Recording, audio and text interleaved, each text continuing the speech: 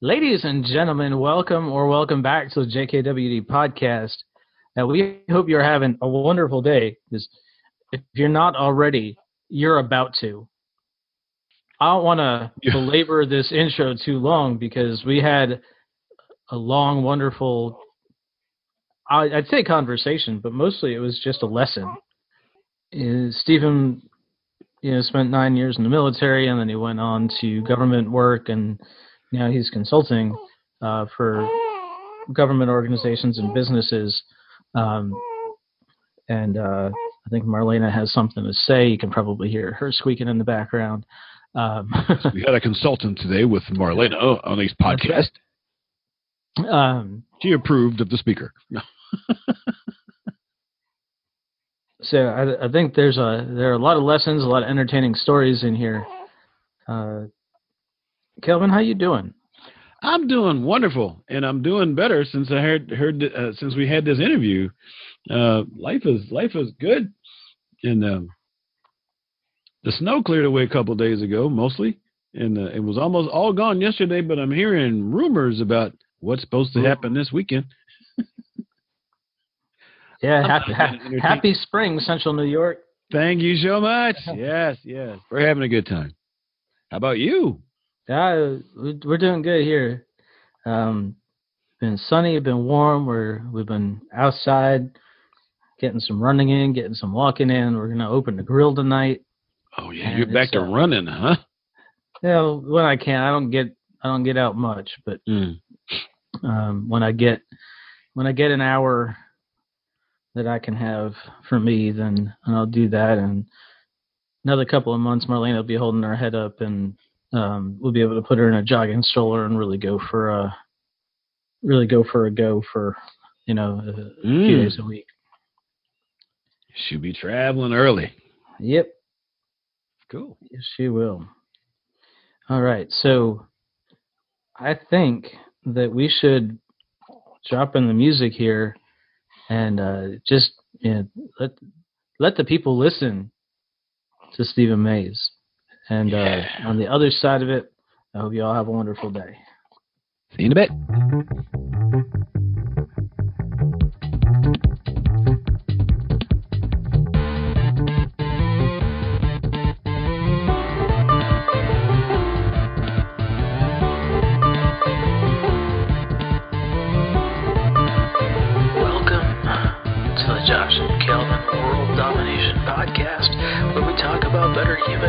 Teach you how to dominate your world. You ready? Here we go.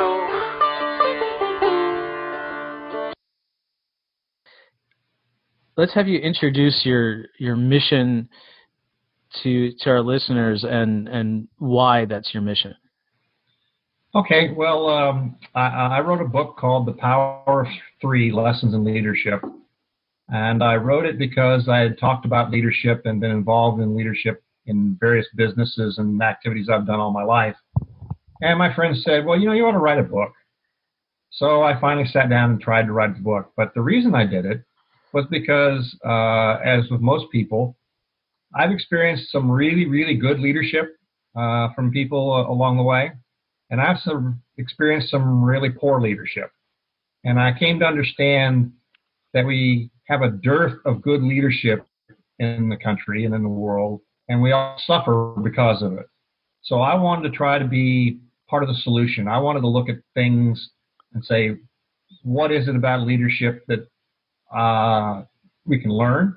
What is it that I wish I had learned a long time ago, rather than having to be kicked around in the College of Hard Knocks and find it out on my own? And I discovered that many of these things are not rocket science. They're pretty straightforward, but you have to have them organized and put forward in a way that makes sense in a more overall comprehensive situation. So that's why I wrote the book. And I also wrote it intentionally short. I think it's about 64 pages long with pictures, because I realized that if you have to defend on something that is 240 pages long to guide your leadership career, you're already lost. Because Okay. Because when some terrible thing happens and you say, "Oh, I think I read about this on page 175, or was that on page 56? I can't remember." Then you're gone. You have to be able to have something you can listen to and understand and grasp at a fairly straightforward level more quickly than a 300-page book would allow you. So as I went around reading it, I started finding more and more things that made sense. The people that I had known who were really good leaders, I noticed that there were things that they did. And the people who I experienced who were not very good leaders, I noticed that they did not do those things. And so that's how those things began to coalesce, and that's where I wrote up and put together my Power of Three paradigm, which is in the book, which describes everything about leadership in organizations and groups of threes, not the least of which is because I do have triplets. So, but coaches will tell you that if you call a timeout in a game and you tell your team to do something, 3 is the maximum number of things they can ever remember. Because if you try to tell them to do 4 or 5 things, then things won't get done. So I tried to do things in groups of 3s because it just seemed like a natural fit for how things just generally work out. The number 3 is everywhere you look. All 3 of us here, we have height, we have width. Some of us have a little more depth than we deserve, but we can work on that. Everywhere you look, you see 3s. And so it became one of those things that just kind of snuck up on me. And I said, well, yeah, the 3 is a big number, and it really helps things in a way that makes it easier for people to understand. So that was the genesis of the Power of 3. And my purpose was to try to put together information and to get through training and lectures and talk to young people about leadership, so that if they want to become better leaders, they will have something more than just go out and do good. You know, that's a nice sentiment, but it really doesn't help you actually do something. Right. It doesn't help you with the how do you do good. Well, exactly. And, I'm a big fan of, I don't know if you know Simon Sinek. Sure. Yes. His book was Start With Why, which I think is really good. He has a presentation he makes of what he calls the golden circle. Inside the golden circle is why. The next ring out in the golden circle is how, is what. And then the last ring out there is how. And everybody seems to be focused on how most of the time with respect to leadership rather than what. And so I found a missing piece, I think, between why and how, that I think if people look at, they can get much better at doing leadership than they may have otherwise been able to do. Because when you look at how, everybody focuses on style. Everybody focuses on, and if you go Google leadership, you'll find like between 7 and 13 different leadership styles. There's the autocratic leader, there's a democratic leader, there's a participatory leader, there's the servant leader, there's all kinds of different characteristics of styles. And it immediately became obvious to me that that was missing the point. Because every individual has a personality. Every individual has a style of interacting with people. And then I started looking, well, if style is that important, it doesn't seem to make sense to me because, well, Winston Churchill had a completely different personality and style than Nelson Mandela. George Patton had a completely different personality and style than Mahatma Gandhi. And Douglas MacArthur had a completely different personality and style than Martin Luther King Jr. So if all 6 of those people are great leaders and they have completely different personalities and styles, the leadership can't be about personality and style. There has to be something else there. And that's what I started looking for when I was writing the Power of 3. And that's what I think I came up with in terms of the things that matter most about what leaders do. Mm-hmm. And so I want to talk about what they do rather than focus on the style in which they do it. And I think when I did that, I discovered an awful lot of things about myself, my leadership journey, about things that happened to me along the way. And I thought, this is stuff that I should have been taught. It's not that hard. I should have been taught this along the way. I graduated from the United States Naval Academy in 1974, Mm-hmm. and I had exactly zero formal educational courses in leadership. It was just something really? I was expected to pick up from being around leaders. And I just think that's the wrong way to do it. They've changed their methodology and the way they do things now. They have much more dedicated educational experience practices at the Naval Academy and all the service academies about leadership, which is a good thing. But the more I looked, the more I found things that were just not talked about and not emphasized. And I read different books about leadership, and they just seem to be incomplete and not very comprehensive in the approach to taking to what leaders do. And I think that's the question most people, when they try to get into leadership, well, what am I supposed to do? And there weren't a lot of things that really addressed that issue. So that was why I was writing the book the way I wrote it. And that's what I've been doing since then, is trying to get that word out. So before we jump straight into those three pillars, can you tell us a little bit about, just maybe a couple of examples of good leaders and bad leaders you've dealt with throughout your life and service? Well, I can think of one man I knew in the Navy who was my squadron commander when I was in Pearl Harbor on the USS Los Angeles. The squadron commander was the man who was in charge of several submarines and their functions and lives. The squadron commander I had was a unbelievably, terrifically engaged leader.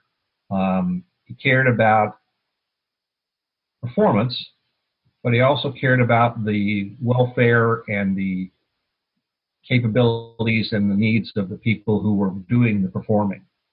And that really stood out, unfortunately, because I didn't see a lot of that elsewhere.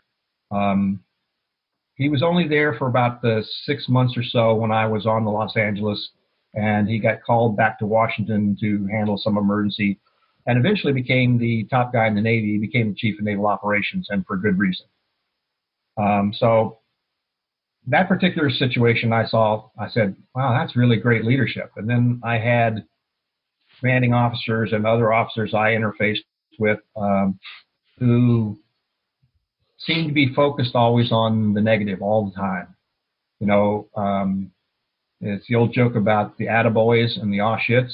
Mm-hmm. 14,000 attaboys qualifies you to pick your nose in public, but one aw shit wipes the whole slate clean and you got to start all over again. So when the people are focused on perfection and people are focused on finding people or finding things being wrong all the time, and they're not focused on success and things being right, that was a big influence on me in my time in the service. And I found the same thing was true in government service when I worked at the Nuclear Regulatory Commission for many years. I found the same thing true in consulting services for companies I worked for.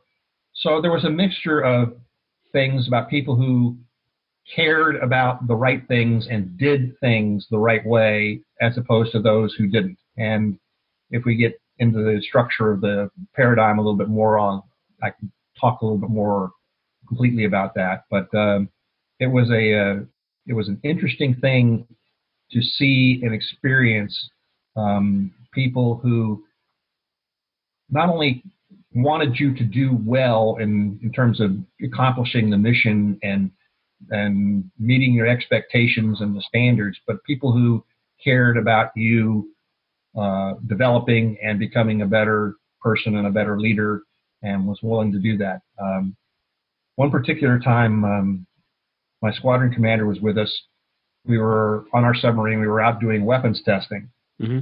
And so it was a series of several days of going out and shooting torpedoes. And there was a process. There was a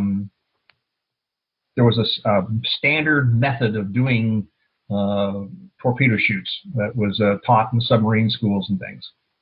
But I was on the USS Los Angeles, which was a brand new class of submarine, which had a remarkably better sonar capability, had remarkably better speed, and many things about it that were way above the standard submarine capabilities of the past.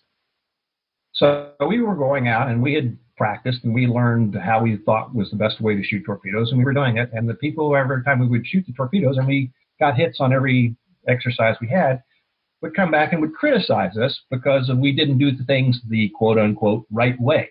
Mm-hmm. Well, after a while, I got a little tired of the criticism, and I turned to my commanding officer and I said, Captain, was there ever a time during this entire exercise where you felt like you didn't have all the information you needed to shoot the weapon? He said, no. And I turned to the guy from the school who outranked me at the time, and I said, well, in that case, the plots and the effort were perfect. And the guy who was senior to me didn't take kindly to being told that he was wrong. So he started to get mad.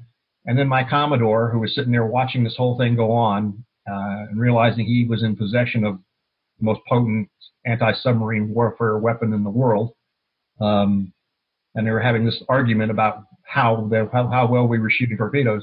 Mm-hmm. He just stood up and said, okay, let's go shoot another one. And so in an instant, he recognized the situation, and he diffused it, and we went off to go, and we passed with flying colors with our test.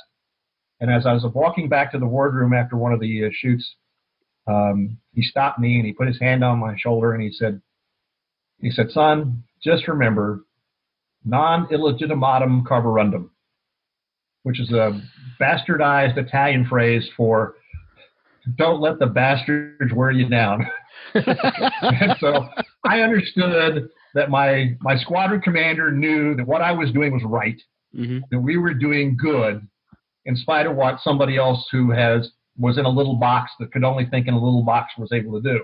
That was an example of how he was able to explain to me that I was okay and I didn't need to worry about the other guy. And so that was a big plus for me in my early career. And that's the kind of leadership where people are interested in what I call in the paradigm, one of the sections is called driving despair out. He could see that despair was creeping into the organization because of the conflict there, and he didn't want it, so he was going to get rid of it. And that's one of the things that leaders do, is drive despair out. And when we get into details about that, we can talk about that a little more. Well, I'm thinking the details ought to be forthcoming. I spent 20 years in the Air Force. I didn't do it with your background, but one quick question before we get into your foundations.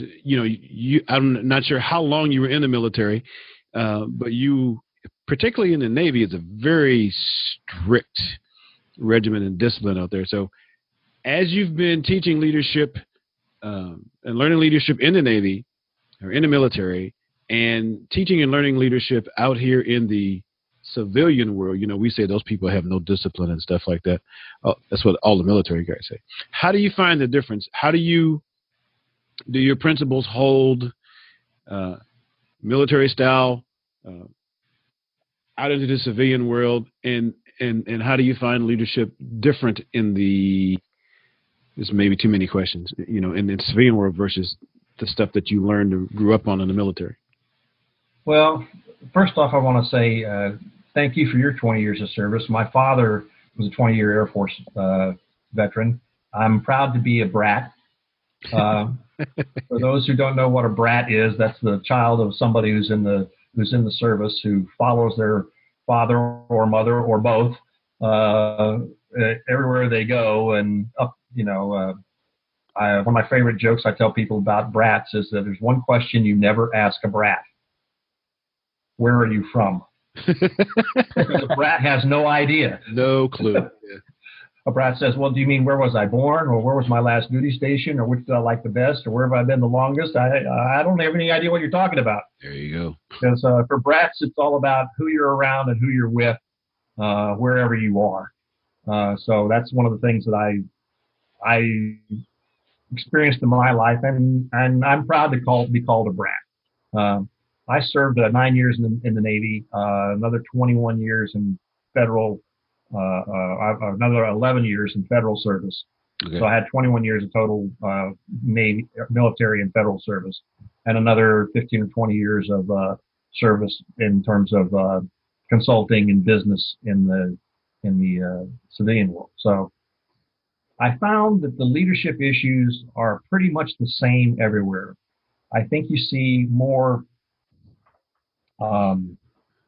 authoritarian style in the military because, quite frankly, the consequences of failure can be much more severe. If you're late to getting your product onto the market, you may lose some market share.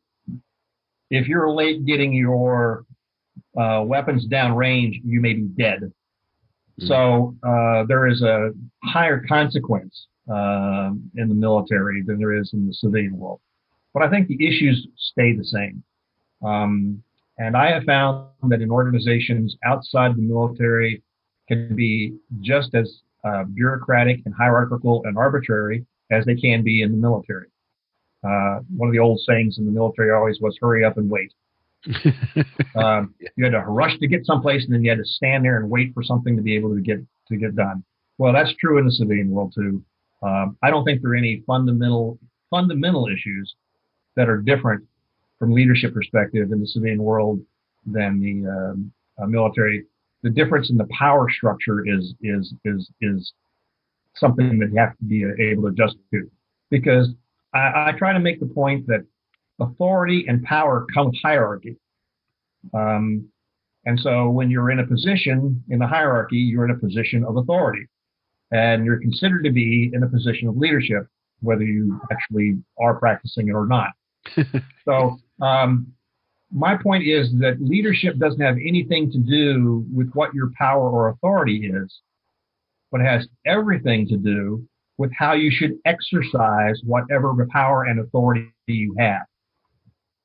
So Excellent. It's about how you use your power and your authority to accomplish things, and how you deal with people.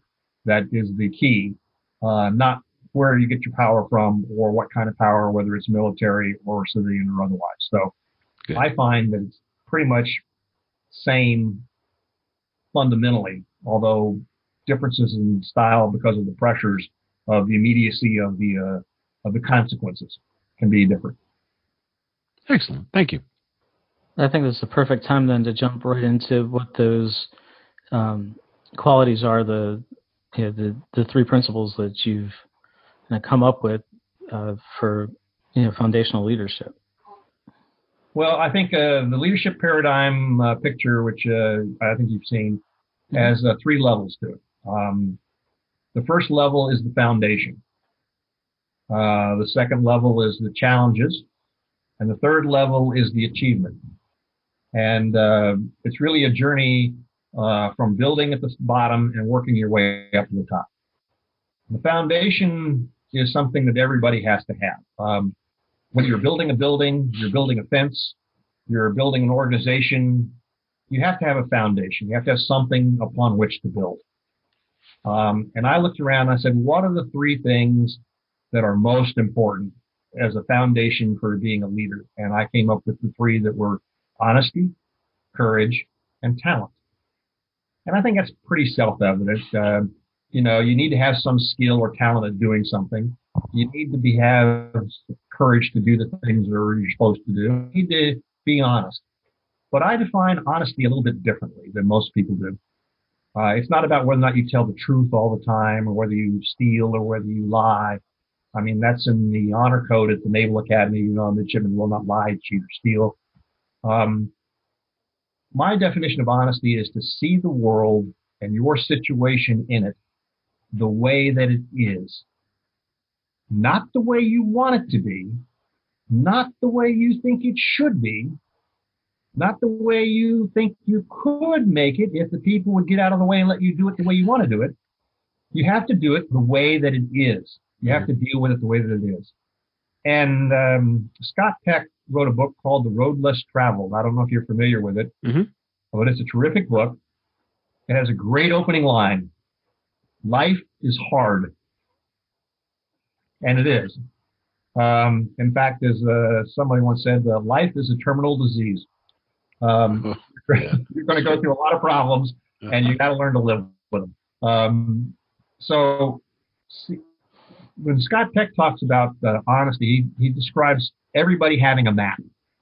From the time you're born all the way through your life, you have a map, and that map consists of all your experiences, all your thoughts, all your observations, all your imaginations, all these things that comprise your world and you in that world. But your map may be different from my map, may be different from anybody else's map because you've had different experiences. You have different situations and you've had different learning opportunities. So your map and my map may not agree everywhere or may not agree at all. But it's important if you're going to have influence with other people and operate with other people that you have some commonality of your map. So that's what I call about the honesty, seeing the world that you're in and your place in it the way that it is. And that involves not only your perception, but other people's perceptions of their world and how their world intersects with yours. That's a really, really critical part of being a leader. If you don't have a good sense of your map and your inability to obtain and observe and deal with other people's maps, you're going to have an awfully hard time being a leader because you have to do those things. So seeing it the way that it is really, really important. The second part is about courage. And I define courage as another set of threes. It's the ability to overcome fear, to take action to benefit someone else without regard to the cost to yourself. So overcome fear, take action, disregard the cost to yourself. Those are the three things you need to demonstrate courage. And the example I give all the time is one that I think surprises people. Most people, when they think of courage, they think about the guy who jumps on the grenade and saves his squad, by giving up his life for somebody else. Well, that's certainly courage, but it's not the most common kind of courage you see. But all forms of courage have those three elements. You have to overcome fear, do something for somebody else, and do it without regard to cost to yourself. So the story I tell in my book is one about my daughter, one of my triplets, who's the most empathic person I know. And when she was going to school early on in first grade, we would pack her lunch before she went to school every day. And every day she'd come home and she hadn't touched a thing in her lunchbox. So we asked her, we said, Jess, how come you're not eating your lunch? Well, I don't have time, Daddy. I said, that sounds odd. So we called her teacher and said, Jess says she doesn't have enough time to eat lunch. And the teacher says, oh, she's got plenty of time. We give them like over 35 minutes to eat lunch. And, that's odd. Could you go check in and see what's happening, why she's not eating her lunch? So she did, and she called us back the next day and told us what happened, and my heart about fell out of my chest. But that afternoon, she came home from school. I opened up her lunch bag, and she hadn't eaten a thing, not a bite. So knowing what had happened, I then asked her, I said, Jess, why didn't you eat your lunch? And she said, I didn't have enough time, Daddy. And at that point I said, Jess, I think you had enough time to eat your lunch today, didn't you? And she gave me the, that little pouty face with those big brown eyes. And she said, mm-hmm. And I said, turns out there was a kid in her class whose parents were very wealthy, and the mother had quit working when the son was born. And so this kid, first face he saw every morning was Mom. The face he interacted with all day long was Mom. And the last face he saw before he closed his eyes at night was Mom. So he gets to school. It's a little different. There's a lot of kids, so it's kind of fun. And there's a teacher that's kind of the parent figure. So he's all right. But then at lunchtime, they take the kids over to a different room. They bring out their lunches. They separate them and put them in different seats so they're not sitting right close to each other. They put them in different seats and they say, sit still, don't talk, eat your lunch. And then the teacher goes out and they come back a few minutes later and everybody's finished and they gather up all their lunch boxes and they go back to class. Well, it turns out this kid would sit there at the desk with no other kids sitting next to him, and he sees the lunchbox. He sees the lunchbox that Mom made for him. and Mom's not here. And he just goes into separation anxiety and breaks out crying. So my daughter, she's been told to sit still, eat her lunch, and not talk. But she feels like her friend needs help. So she disobeys. She overcomes the fear of disobeying. She gets up. She goes over and she sits down next to this young gentleman and talks to him the whole time during lunch so he will eat and won't cry. Then she sees the teacher coming down the hall to gather everybody up. She gets up, runs back over to her desk where she's at, puts her lunch back in her lunchbox, and sits there and waits and then comes home. So I said, Jess, you were helping out your friend because he wasn't feeling good, weren't you? And she gave me that same pouty look, like she was afraid she was about to get hit or something. She goes, woo-hoo. And I said, Jess, I am so proud of you for helping your friend. But it's okay to eat your lunch while you do it. So that one is the one that inspires me because my daughter, without any instruction from me, decided that she was going to overcome fear. She was going to help somebody else. And she was going to do it without regard to whether or not she got to eat her lunch or not. So that, for me, became my definition of courage. And the reason I point that out is that you can learn an awful lot from children if you just listen. And secondly, I think we do a terrible job of recognizing when people act courageously and encouraging it. When somebody does something good for somebody else without regard to themselves and they overcome fear to do it, instead of just going, oh, that's nice, and then forgetting about it until the next time they forget to tie their shoes or misspell a word on a report or have something in 5 minutes late and we come all over them, but we don't recognize when they're being courageous, that's a mistake. We need to encourage and develop courage in people because that's fundamental to their ability to lead and to be led. So that's my courage story. My talent story also involves three things. It involves knowledge, skill, and perseverance. You have to know how to do something to be good at it. Then you have to have a skill for it. And you have to persevere to make it the best you can make it. Now, I know how to hit a golf ball. I actually have a little bit of skill at hitting a golf ball. But if I needed to put food on the table because I was going to play golf, my family would starve. So I don't have the perseverance and the skill combined to do enough of that. And a lot of people don't recognize this anyway either. And that is the greatest basketball player of all time, according to most people, is not actually LeBron James. It's actually Michael Jordan. But most people don't know this about Michael Jordan. He tried out for the basketball team his freshman year in high school and got cut. He didn't make the varsity. He had to play JV for a year. Well, that didn't sit too well with Michael Jordan, so he worked and he worked and he worked and he worked on his game. And by the time his sophomore year came around, he was the star of the team because nobody was going to deny him because he had the knowledge, he had the skills, and he was going to persevere to work and hone and perfect his skills. So that's what you have to have talent. Now, the interesting part about that foundation is that all three of those things are important. Courage is important, honesty is important, and talent's important. But talent is the least important of the three. And the reason is that when the most egregious failures of leadership occur, they almost never occur due to a lack of talent. And I give three examples in the book. The first one is Richard Nixon, the only man to resign the presidency of the United States. And he resigned it because he was about to get impeached by the Congress and convicted by the Senate. And he didn't want to go through that. And he didn't want to put the country through that, so he resigned. So the question I ask everybody when I mention this is, did Richard Nixon resign the presidency because he lacked talent? No. He wouldn't have gotten elected if he didn't have the talent. So let's go to, I want to pick on everybody fairly. So that's a Republican. Now I'll pick on a Democrat.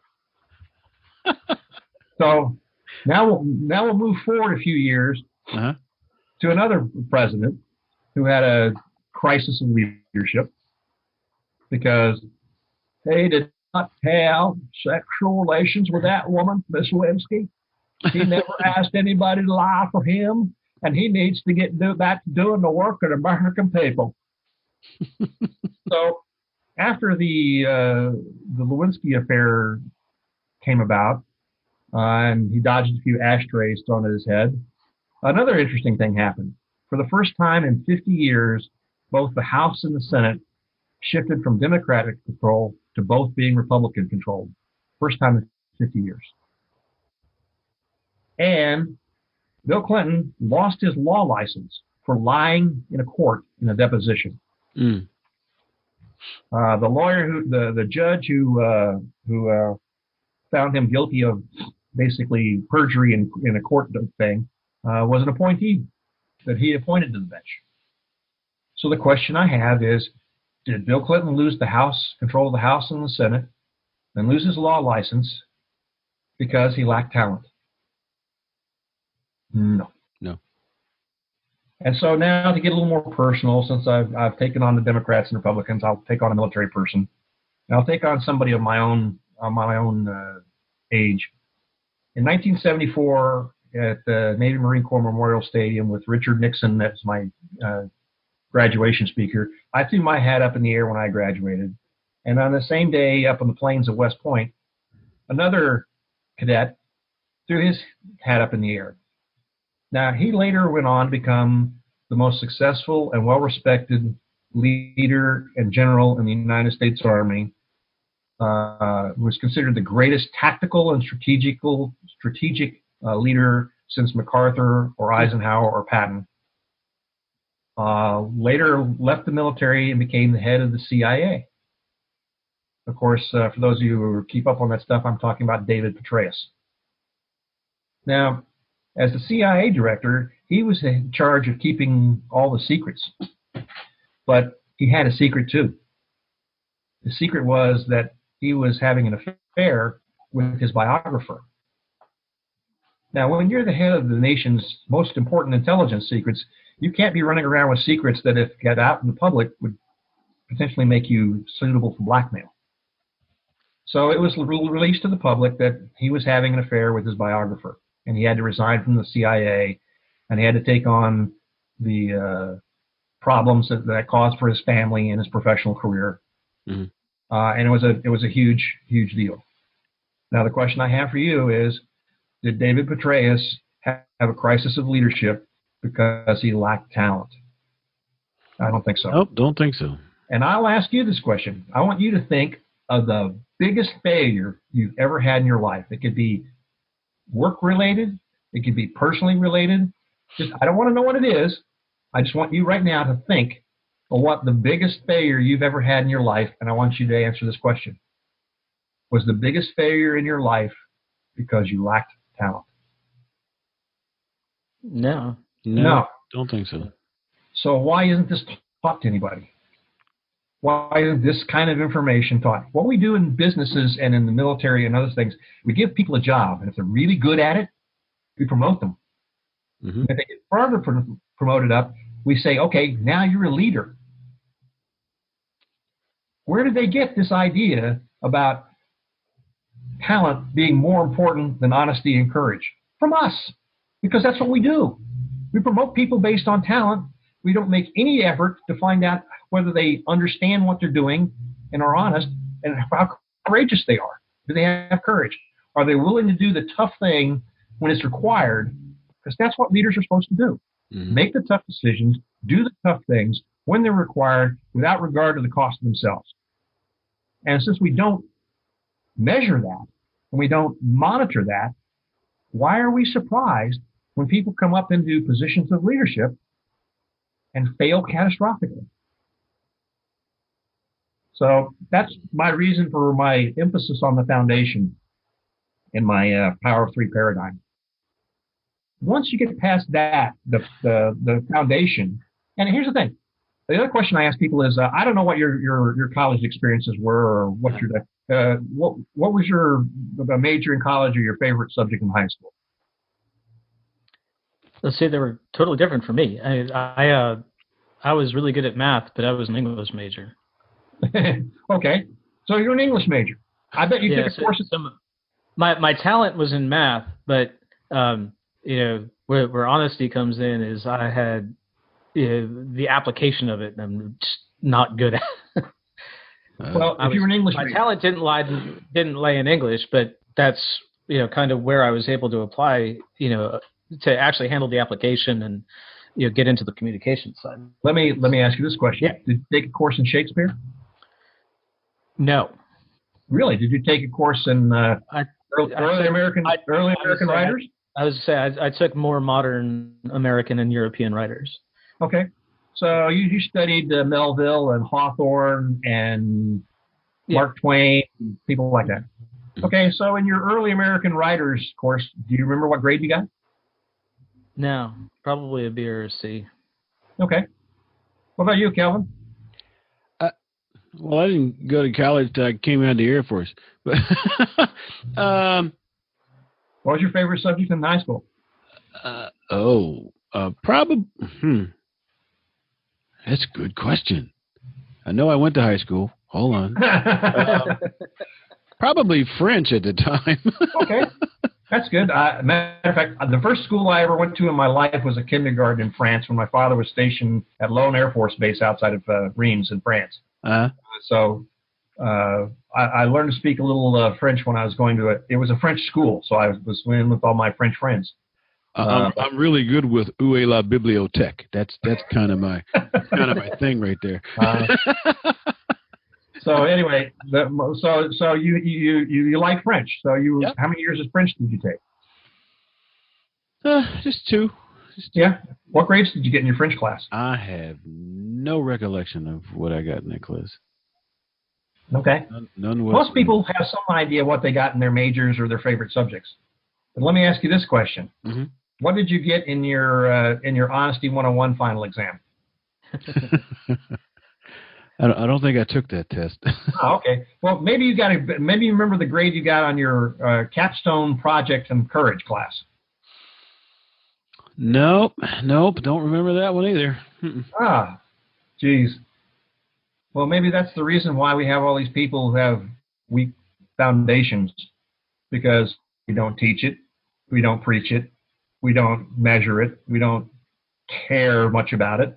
What we care about is, did you meet your sales goals? Did you make your formation and make your deployment on time?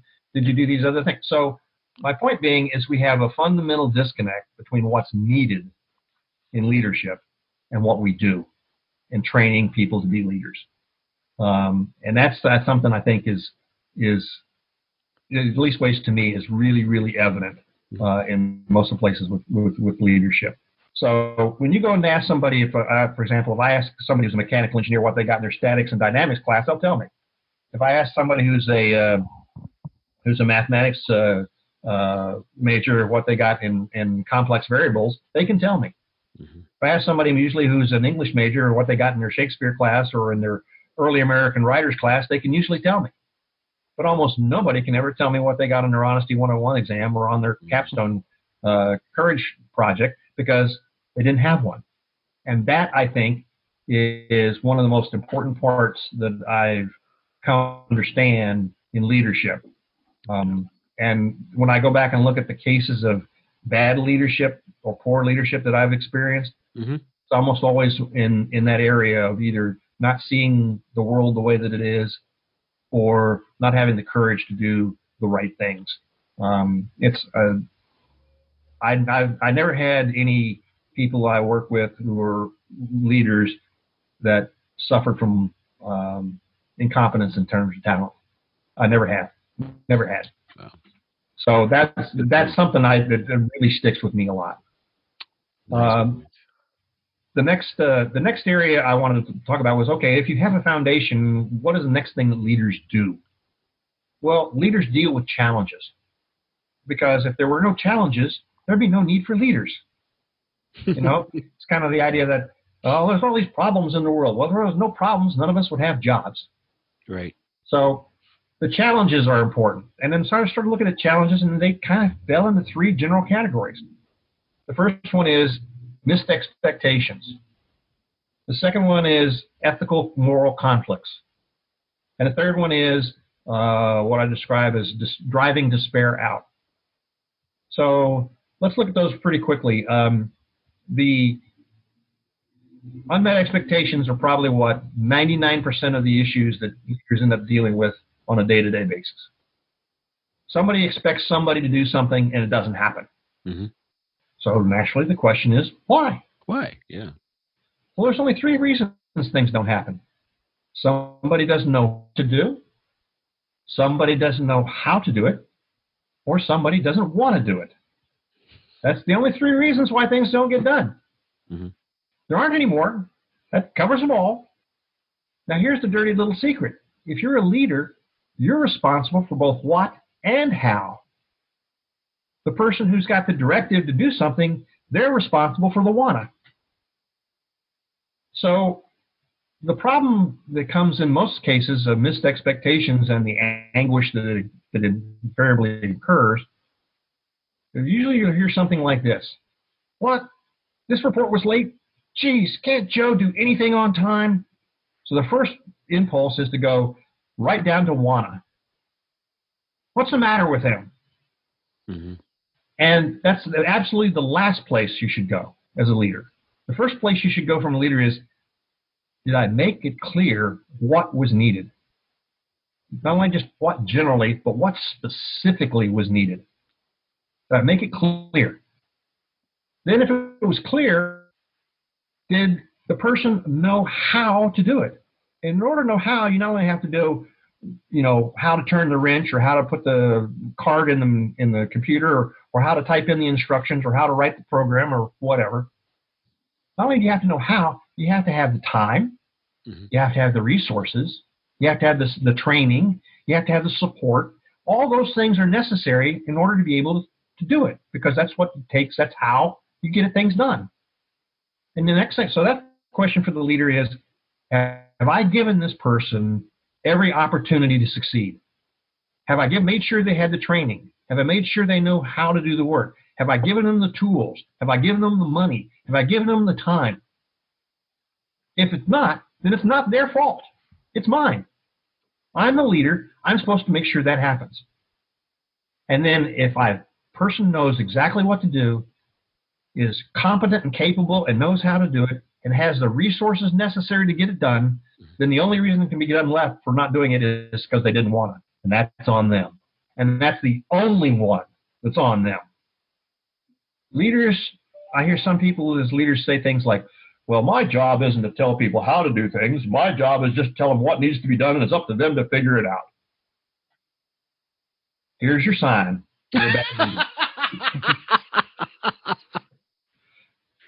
Okay? I'm sorry. If you don't know that they know how to do it, yep. And you're giving them a task, you're setting them up to fail. Mm-hmm. Setting people up to fail is not what leaders are supposed to do. Leaders are supposed to help people do things more than they could do on their own. So that's my issue with leadership from an expectation standpoint. The next one is the conflict standpoint. And when you have an ethical conflict, unfortunately, it's a situation where everybody loses. Mm-hmm. What you do get to do as a leader and as an individual is choose which path you're going to take that has the least negative impact and consequences that you can live with. So there are 3 things you can do when you're faced with an ethical conflict. One of the things that I have in my book is a picture that was taken by an Army sergeant who was working for the public affairs office or whatever in Vietnam. And the picture is now world famous. It was published in the Cleveland Plain Dealer. It's called Bodies on the Path. Mm. And it was taken right outside of the village of My Lai. And for those of us who are old enough to remember what My Lai was, that was right after the Tet Offensive. And the Army was wiping out the rest of the NVA and Viet Cong who had taken over on the Tet Offensive and pushing them back into North Vietnam. Mm-hmm. And one of the platoons that was tasked to do this was headed by a lieutenant named William Calley. And he claims that he was told to go waste the village. And so he went there and started killing everybody in the village. Men, old men, women, children, didn't matter. Finally, a helicopter pilot saw what was going on landed his helicopter between the American troops and the villagers, and told the guys with the machine guns on his doors of his helicopter, he said, if anybody goes and makes a move towards me or any of these other people, shoot them. And then eventually they got the operation stopped, and then the whole drama with the trials and the investigations came for that, and that was one of the turning points in the Vietnam War, was all the coverage of the My Lai massacre. Mm. So there are three things you can do when you're faced with a conflict. You can fix the problem. That's often pretty hard to do. Mm-hmm. You can accept the problem because you can't fix it. Or you can leave the problem, say, hey, I'm out of here. I'm not doing this. Those are the three things you can do. And as a matter of fact, those are the three things that are generated in the Serenity Prayer, which came out of Germany in the early 1900s, dealing with the time of the Holocaust. The Serenity Prayer goes, God grant me the courage to change the things that I can, the serenity to accept the things I cannot change, and the wisdom to know the difference. And so that's kind of where those three things came from. Mm. There's one other option in the conflicts. And I'll tell you what this other option is, and instantaneously, I guarantee you, you're going to think of an individual, and you're going to be able to put a name to the individual, and you'll know exactly who I'm talking about, even though I don't know any of these people in your lives. Uh-oh. There's a person who's in the conflict when the situation isn't right, and that person doesn't fix it. They don't accept the consequences, and they won't leave. So what do? They just hang around and bitch about it. Now, I know from the looks on your faces that you know exactly who I'm talking about. The problem with that is that if you don't fix things and you don't accept them and you don't leave them, mm-hmm. you are a cancer to yourself. And you're a cancer to the organization that you're in. And there's only one cure for cancer. You got to cut it out. So when you have ethical conflicts, every choice you make, either fix it, accept it, or leave it, is going to come with negative impact on you. And you're going to have to be able to choose and live with whatever choice you end up making. But it's going to suck either way. But one thing you can't do is you can't not fix it, not accept it, not leave it, and hang around and bitch about it. That just ruins things for everybody. So that's the thing here. My wife just, pardon me for a second, my wife is now letting the dog out. So she just came home. All right. Oh. So that's the issue with conflict. The next thing I move to, and this is what I think is the most important. This is the single most important thing that leaders do. And I always ask the question of people, what's the opposite of love? And most people will say, hate is the opposite of love. It's indifference. Yeah. It's not. It's not. Because here's the thing. I'll give you my definition of love. Okay. Love is an overwhelming emotion that compels you to act towards the benefit of somebody else. That's what love is. You feel compelled to do things for the benefit of someone else. Mm-hmm. That's love. Well, hate is very similar.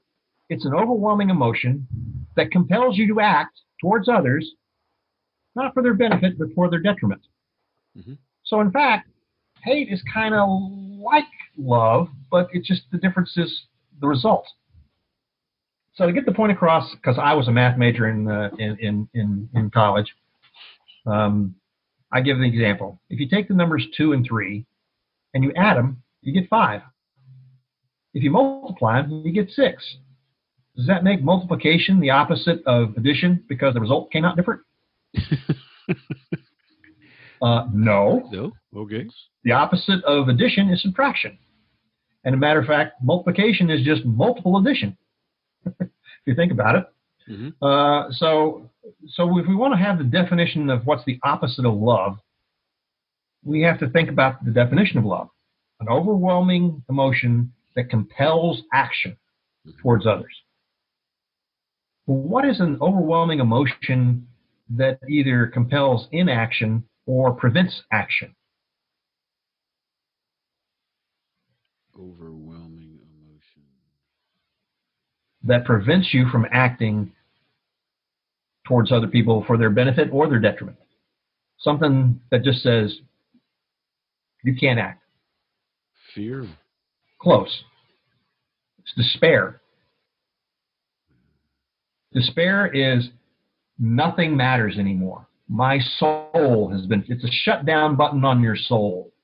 And everybody, myself, and I'm sure you as well, have experienced despair at one time or another. Something really, really awful happened to you, or happened to somebody you care about, or something terrible happened, a flood, a tornado, a hurricane, a car wreck, something. Everybody has experienced despair. But when you're in despair, you can't lead. You can't even follow worth a darn, because you're compelled not to act. So for a leader, the essence of leadership is people working together. If you're in despair, you can't lead, and if they're in despair, they can't follow. So the most critical challenge, in my opinion, for leaders is to drive despair out. That means you have to start with yourself. Everybody has a morning when you get up and you go, God, I do not want to go to work today. I don't want to deal with this. That's despair. You have to say, I am not going to allow myself to be in despair, because it prevents me from being a good leader.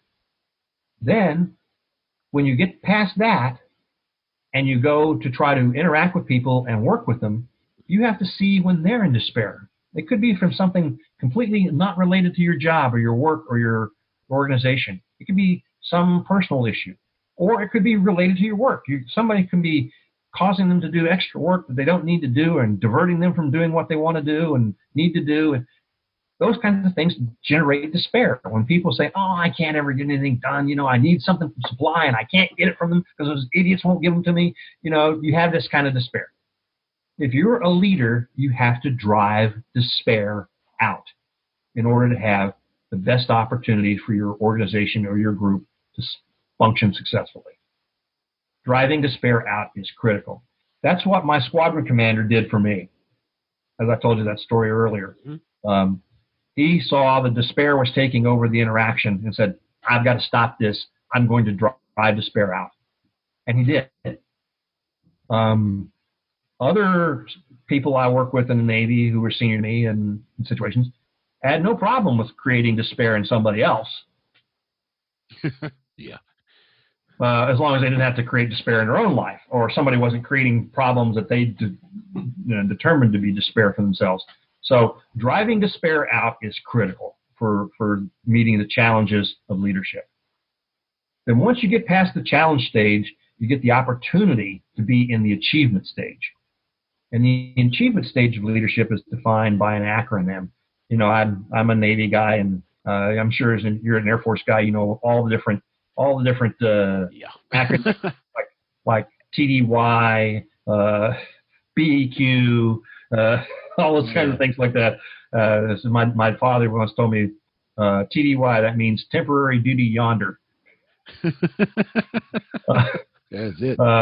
So I had to come up with an acronym. We used to joke in the Navy about all the abbreviations we had in the nuclear power business. We had to go follow what they meant, and we look in the Dick Nucab, which was the dictionary of nuclear abbreviation. So I came up with an acronym, and it's AID, AID, because that really is what you do when you're trying to help people achieve. A is for assist. You help people do the things that they need to do. Because if you could do it all yourself, you wouldn't need followers, so you wouldn't need to assist anybody. Right. But you do have followers. You can't do it all yourself. So the leadership achievement area is to help other people do what they need to do. The next one is inspire. People have to feel like what they're doing is worthwhile and useful, and that you have an opportunity to do something that's bigger than just yourself. And that's where the inspire part comes in. Mm. And inspire comes in two different groups. There is aspirational inspiration, which is look at what we're going to do when we get finished. Here's where we're going. And then there's confirmational inspiration, which is almost and probably more important because it says not only look at the great things we're trying to do, but it says, hey, we're at a step here. We're not there yet, but we're at this step here, and you did a great job getting us here. So now we have an easier path to get to where we want to be. So the confirmational aspect is something that goes disregarded by so many people in leadership. You've got to show appreciation for the accomplishments of people on the way to meeting the aspirational goal. And that's a really important piece of inspiration. And the last part that I think leaders are typically, people in positions of leadership are typically the worst at is depend. D. D is for depend. You got to depend on other people to do things because you can't do them all.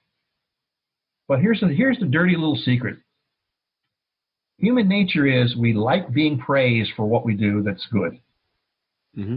We don't like being blamed for things that doesn't go right. Mm-hmm. So, how many times we hear leaders, take credit for the things that their group did? Yeah, I did this. I accomplished that. I accomplished this. You see it on their resume, whatever. It's always I. Well, good leaders aren't I people. They're we people. We accomplished. I was able to make this happen because I had a great team. They accomplished lots of things that I couldn't possibly have done. You're getting credit for things you didn't do, even though you don't deserve it. You're also, as a leader, you're going to get blamed for things you didn't do either, that you couldn't control, that somebody else messed up. If you're not willing to accept the blame as well as the credit, you've got no business being a leader.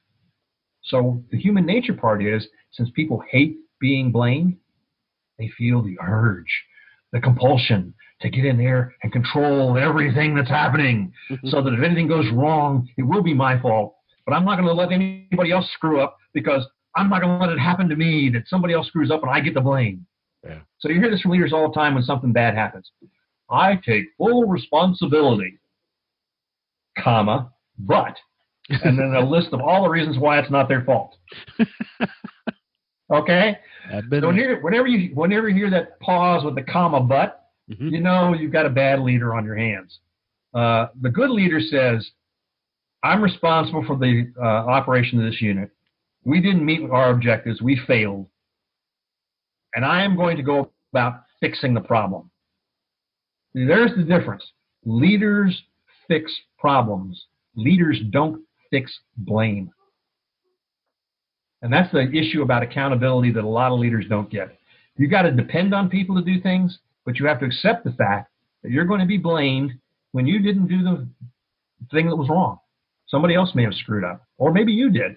But either way, you have to accept the responsibility for the fact that it occurred and that your responsibility is to fix the problem. And that is the area in the achievement level that I think is most poorly done by leaders today, is getting them to understand that they're responsible. You can delegate authority, but you can't delegate responsibility. And that's something, that needs to be learned early and needs to be practiced. And when people come up and say, okay, the report didn't get out the way on time, that's my fault. I'm going to take responsibility for fixing the problem. I'm going to get that report out as soon as possible, and I'm going to take steps to make sure that we have something in place so that next time we have a critical report due, it gets out at the proper time. That's what leaders do. And that's the essence of that. So that's the thing I find in each area that is the most important. I find that talent's the least important in the foundation. Driving despair out is the most important in the challenges. And depending on people and accepting that responsibility when you don't have complete control is the most important part in the achievement area. And all of those are areas that I've taken a lot of leadership courses over my time in the Navy and the Federal Service. I took the week-long leadership management course from OPM. I'm a graduate of the Federal Executive Institute's Leadership for a Democratic Society, which is a month-long on-site program done down at the in Charlottesville, where the University of Virginia is. Mm-hmm. I had a lot of these different things, but I never had these things spelled out the way that they're done in the paradigm, the Power 3 paradigm in the picture. And I often go to people and say, show me what your philosophy of leadership is. And they go, they mumble. They say a few platitudes. And so, can you draw me a picture of it? And they can't. A company I used to work for years ago, before there was email and all the other nice things we do today, we would go in and do management audits with the people, and we'd go to the boss of the company and we'd say, tell us the 3 or 4 most important things that everybody needs to be concentrating on in the organization. And they had no problems telling us what those were. Mm-hmm. They're crystal clear. We write them down. Say, thank you. We leave their office. And after the boss left that day, we go over to the secretary. We say, I want you to pull everything out of your files that the boss put his signature on in the last 30 days. Then we would go around the offices after everybody else had left, and we'd take a picture of everything that was on every bulletin board in the offices. And we'd come back the next day, we'd go to the leader and said, this is what's important, right? Yeah. Well, here's what you personally signed and dealt with in the last 30 days. And there's 27 of them here, and only 2 of them have anything to do with the 3 things you said were most important. So my question is, why are you dealing with the other 25 things? You're distracted. And they would go, It was really a shock to them. I said, oh, and by the way, here's what your bulletin board says is important to you, to your people. What do your bulletin boards say? And then you look at it and you get this kind of like sad doggy face, bad dog look on her face, and they go, holy cow. And that stuck with me over the years, and that's when I was making the Power 3 paradigm. These are the things that you have to have them down someplace and say, these are what's important. And then you have to follow through and do the things that are most important. Because if you're doing other things, you're distracted from the important stuff, you're not being a good leader. You have to stay focused on what's important.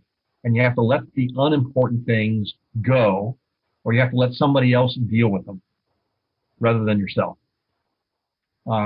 And so that's why the depend part is so important, being able to understand what's important, being able to make those expectations clear, the what and the how, which belong to the leader, and then being able to, down in the foundation, being able to see the world the way that it is, not the way you want it to be, not the way it could be or should be, but the way that it is, are the ones that I think are the most efficient, what I see in poor leaders.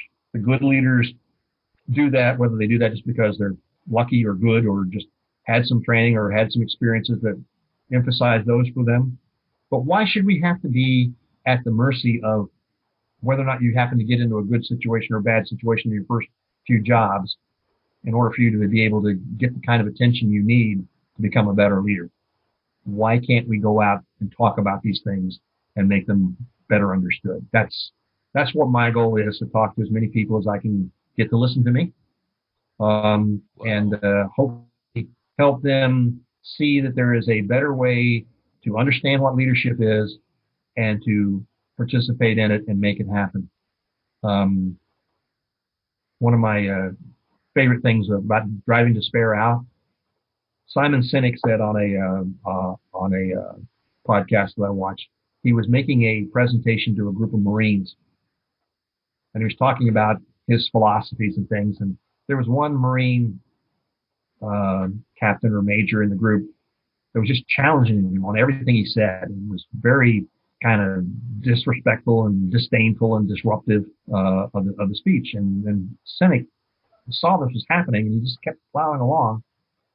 And at the end, the commanding officer of the unit came up to Sinek afterwards and said, I'm really sorry for that you had to experience that. That shouldn't have happened that way, and I'm going to go take care of it. And Sinek said, okay, General, but I need you to do one favor for me. He said, what's that? And he says, when you go up and talk to the major, I want you to ask him a question. So what's that? I said, just ask him, are you okay? How's things going? And as it turns out, the general was a little shocked. And so Simon went with the general and said, hey, I know she had a lot of things to say about the presentation. So I just had a question. Is everything okay?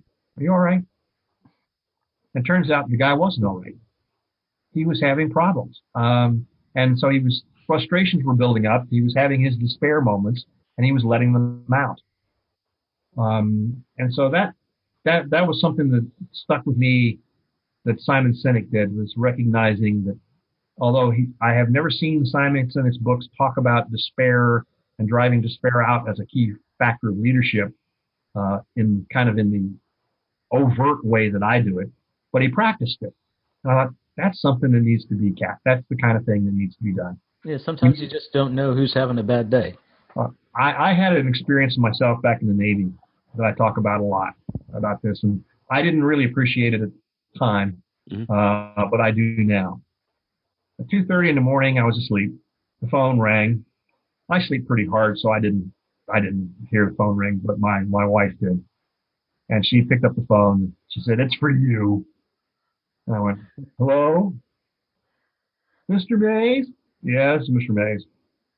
"Mr. Mays, this is," and guy gave me his name, and I said, "Hey man, what's up?" He goes, "I'm going to kill my wife." "Well, that will wake you up at 2:30 in the morning." And you don't have time to go flipping through 300 pages of leadership book to find out what you're supposed to do next. You have to be able to know. And so what I didn't know at the time, but I fortunately reacted this way, this guy's in despair. This guy's in trouble. And he called me because he's in trouble. So I said, what's going on? So he had been let out early from duty that day because he was supposed to be on duty all night. So he got let. We didn't need him on the crew that night. He went home early. And when he got home, his wife wasn't by herself. So he went out and got drunk and decided the thing to do was go back and shoot his wife. So I said, okay, you're not going to shoot anybody. That's not going to happen. Have you been drinking? Yeah, a little bit. So, all right, here's what I want you to do. Get in the cab, go to the boat. I'll meet you there. I said, I don't have any money for the cab. I said, I don't care about the money for the cab. You tell the cab that your lieutenant's coming and he's going to have your money. So I then hung up the phone and called the guy's chief petty officer. I said, meet me at the boat. This guy's in trouble. So we went to the boat. Cab pulled up about the same time I got there. The chief was already there. They paid the cab. We took the guy down in the ship. We stuck him in his bunk. We pulled the curtains on his bunk, and we told everybody in the thing, do not get this guy up for quarters in the morning. When quarters comes around in the morning, leave him in his rack. So after quarters, we got him up. We filled him full of coffee, gave him a bunch of aspirin or Tylenol or whatever it was to get his head from throbbing, and started to talk to him about what had happened and what was going on. So that was a case where I could sense the guy was in despair, and I had to act to do something to help him out. Turns out this guy was one of the best operators, best machinist mates I'd ever had in my command. Submarines have a piece of equipment called the oxygen generator because people need to breathe when they're down in a submarine, so they make their own oxygen. We make our own oxygen in submarines. And they do it by electrolysis of water, and it's at high pressure, and it's a very delicate machine. And so, because it produces both oxygen and hydrogen. The hydrogen you normally just pump overboard. The oxygen you store in a storage tank for breathing later. But if oxygen and hydrogen get mixed up together, they tend to explode. That's why this device was called. This device was called laughingly in the ships was referred to as the bomb. It wasn't the torpedoes weren't referred to as the bomb. It was the oxygen generator that people were worried about. So this guy was my oxygen generator operator, and he was the best I'd ever seen at it, and he was terrific at it, and he did everything else in his jobs that he ever did for me in a marvelous way. But had he not called me because he was just in despair and looking for help, and had I not responded to help him, who knows what would have happened. Oh, I know that had I not done that, I would have lost a great sailor. And that would have been a extreme tragedy in my book. So I was fortunate enough to, even in my delirium of being asleep, to wake up and say, I know what situation I'm in right now. I need to act right now to help this guy out. So those kinds of things from my personal experiences help me understand the importance of things like honesty and driving despair out from experiences that I've had. And I want other people to be able to have the ability to do the same thing for others. Because Lord knows I can't be in all those leadership positions. I'm too old for that stuff. But I can help people who want to learn, and we got to start teaching this to people when they're younger, not after they've become set in their ways or 35 years old and are really good at doing one particular type of task and say, okay, you're a leader now, go off and lead people. This is a horrible disservice to everybody. And it's not good for anybody around in any case. So I'm trying to make a difference in that area, and that's what I'm about. Awesome. I did want to circle back to one thing, if you don't mind. Go ahead. Yeah, and this kind of, I'm actually glad you told that story, because otherwise we're going to rewind this 45 minutes and roll back. But not waking this sailor up in the morning, and you mentioned when you told us about your daughter Jess at lunch, those stories have in common that you're breaking rules, right? Mm-hmm.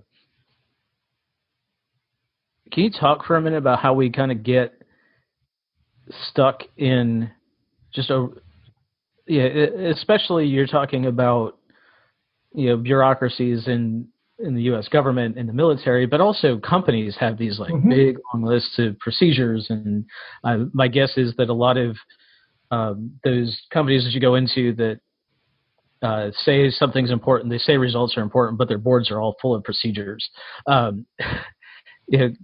Can you talk for a little bit about the role rules, but more specifically rule breaking plays in building good leaders? Yeah, I think it's important to understand rules, because rules are generally put together to help people do things better.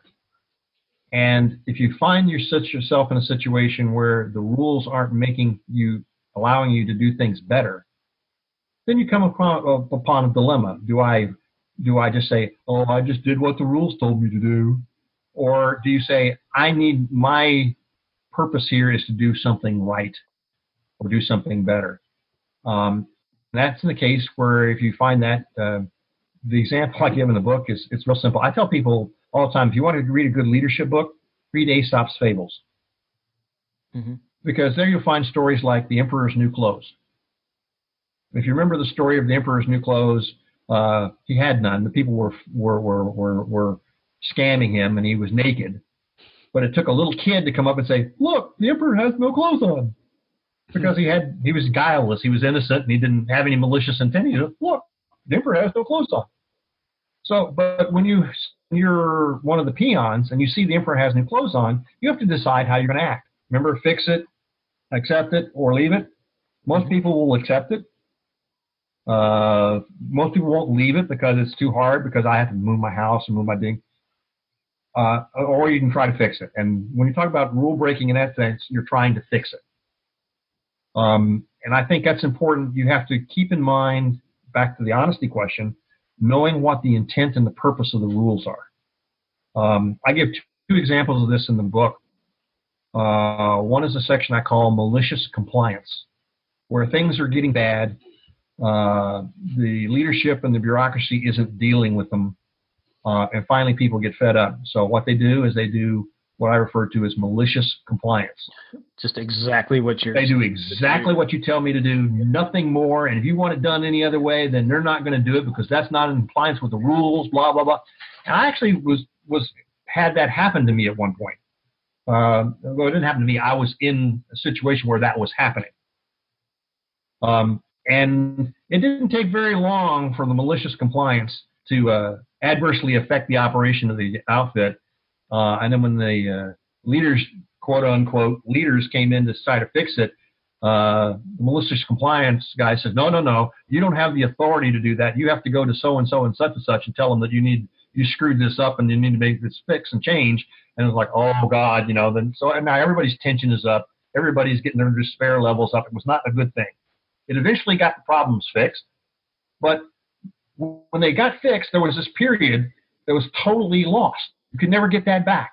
And you always had that lingering feeling as you went forward that you couldn't trust the next person when the next situation came up. So that's an important thing. You have to be able, I think, to judge, and you have to be willing to accept the consequences of your action, to say, if I'm not going to follow the rules here, here's why I'm not going to follow the rules. I kind of did that with that example with the weapons shoots with the squadron officer. We weren't following the quote-unquote rules. We were doing what was right. And I was validated in that particular case. Another case where I had a situation like that was another case in the Navy. I had a set of particularly important equipment on a submarine, which is a thing that takes carbon dioxide out of the atmosphere so that you don't die. Both of my machines died because their fan belts fell apart. They have a motor with a fan belt on them. So I put it to the supply officer. He didn't have any spare parts. We were in port, so we didn't have to go anywhere for a while. So I said, here, you need to get me these parts because in 2 weeks we have to get underway again. Well, having had experience with the supply system, I didn't trust it. So that afternoon, when we first came into port, 2 people from my division went. We were in Italy, near Sardinia. Went over to the local Fiat dealer, took the broken fan belts and says, "You got anything this size?" And they found fan belts that weren't exactly right, but they were close enough that they'd work. And I gave them the money, and then we bought 4 of them. We had 2 machines in case one of them broke. I wanted to have, and we only needed 1 machine to work. So we had 4 fan belts. So the day we were supposed to get underway, my commanding officer came down to me and said, "I need to send the message out saying we've got our CO2 scrubbers fixed so we can get underway." I said, "I'm sorry, Captain, I haven't gotten the parts from supply yet." He says, "Well, why not?" I said, "Well, I don't know. You'll have to ask the supply officer." So he calls the supply officer in. He doesn't know where the parts are. We ordered them 2 weeks earlier. So, I mean, you could make a brand new fan belt from any place in the world and ship it to us in less than 2 weeks if you wanted to. But it wasn't happening because they were all following the rules of the supply system, and it wasn't making it happen. And so the captain was really getting upset because if he doesn't get underway when he's supposed to, that's a big ding on his career. So I went back down to the wardroom, and I came back up a little bit later, and I had a message for the captain to authorize to send out that said our casualty report on the scrubbers was fixed. And he says, "Oh, supply got you your belts." I said, "Captain, don't ask me any questions you don't want the answers to." Yep. And he looked at me kind of funny. And so he said, "Okay." And so we got underway. Supply did not get us any fan belts. And I'm up on the bridge on the submarine. We were driving down between Sicily and Italy through the Straits of Messina. The captain turns to me and he says, "I can't wait a minute. I can't wait a minute. How did you get the fan belts?" And I told him, I said, I didn't trust the supply officer to do it. And I gave it to him, and I checked with him regularly to see if he was getting any progress. And he wasn't. But the first day I went out and bought some fan belts over at the Fiat dealer. And he said, "Oh, I see." And rather than say, "Good job, Steve," he just said, "Oh, I see." So he was like, so that was the end of that. So I had done a good thing for him and for the ship, and I got no credit. So then the supply officer comes by my stateroom after I get off watch. He says, "Captain says you've got a couple extra fan belts." I said, "Yes, I do." And he says, "Well, where are they? I need to put them in the system." I said, "You can't have them." He said, "Well, where are they?" I says, I'm not telling you. So I can find them. I said, no, you can't. And I said, if you want to put fan belts in your system, get them from the supply system and put them in your system. But I'm going to have these 2 fan belts, and I'm going to pass them on to the next guy out who relieves me of this job. Just make sure that we always have these fan belts for this particular piece of equipment, because it's really important that the carbon dioxide level doesn't get too high in your submarine, because it's a closed tube. I chose at that point to go outside the system to make sure the ship could meet its function, even though the supply system didn't seem to work. Because to me, it was more important that we get underway and do our mission than it was that the supply system worked the way it was so supposedly designed to. There were certain things like that I just made those decisions on my own because I thought they were the right thing to do. Now, I had to be prepared. So what made you get out of the Navy at 9 years? Because they found out about those fan belts? They didn't. In reality, the despair aspect of spending long hours working very, very hard and doing some amazing things in terms of productivity on the work and preventing accidents from happening and things, and getting no credit for it, but having every time a shoelace was untied, something getting jumped on for. The despair level was getting to the point where I just had my first daughter, and I was just like, no, not being around my children and having to deal with this was not what I wanted to do. So I said, no, absolutely. I don't need this. And I mean, you can be willing to sacrifice certain personal things for a greater good and the appreciation. And it doesn't take much appreciation, just a little bit of that. But when you don't get it, it becomes not worth it anymore. Right. And that was the real reason I got out, because it wasn't worth it anymore. There's an old joke in the submarine force. Submarines are designated SSN or SSBN.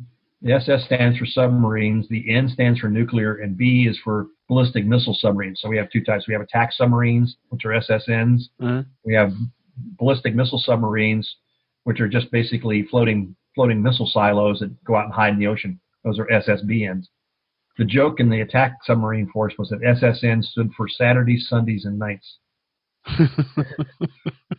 But the people who did attack submarine work loved it. And were willing to do Saturdays and Sundays and occasional nights in order to be able to do the things that they were doing, because they were important and were vital, and we liked doing them. But when it gets to the point where despair is creeping in and there's nobody helping you drive the despair out, it's time to leave. It's time to leave. Time to go. Yeah, so that's what I did. Excellent. But that's another reason why I wanted to write the book is I want to be able to make it possible for people to see the kinds of things that they do, and if nothing else, have a pictorial checklist that you can sit there and say every day, what did I do today to aid, inspire, and depend on people? What did I do today that involved unmet expectations? And was I putting the what and the how on somebody else, or was I taking responsibility for that? Did I drive despair out today as much as I could? Was I avoiding the conflicts or making the right choices? Am I seeing the world the way that it is? Am I being honest about what my situation is? Am I willing to do the things that need to be done, even if it's going to cost me a little bit with my boss or somebody else? Those are things, when you have them in a little picture that's pretty simple to see, and you're willing to go and have the discipline to spend some time asking yourself and being self-aware. And have enough humility to ask the question of yourself, am I doing a good job here? Then you have the opportunity to be a better leader. And when you have that, it's amazing things happen. I had a great chief petty officer when I was on the Los Angeles who took really good care of me and helped me a great deal with my leadership, and is a guy to this day. Every time I fly through Denver, I stop and give him a call and talk to him, because he was a tremendous leader, and he helped the division that I had was ostensibly in charge of. I called him, brought him in the first day. I said, look, you're the guy who's making this division run, not me. I said, I will pass down the stuff that I'm getting from the bosses to let you know what's expected. And I expect you to let me know what's going on so I don't get surprised by them. But other than that, I need you to lead this group. And I may ask you questions. I may not understand everything you're doing, but I'm going to ask you to lead the group, and I will back you up. It turned out to be the best relationship I had of any of the people I had in the service. And I'm eternally grateful for this gentleman for all the help he gave me when I was struggling in my starts of my leadership career. I have a funny story about that I'll share with you too. One day I got a notification from the office of the deck that one of my pieces of equipment was broken. And so I got out of my rack. I headed up to the space where the equipment was located. And I go into this place and I see my chief petty officer. And I see a toolbox, a tech manual, a set of blue dungarees, pants, sticking out from the aisle because the box was next to on the floor, and a pair of khaki pants. I went, that's weird. And I as I walked into the door, my chief looked up at me, and without saying a word, he just mouthed the following to me.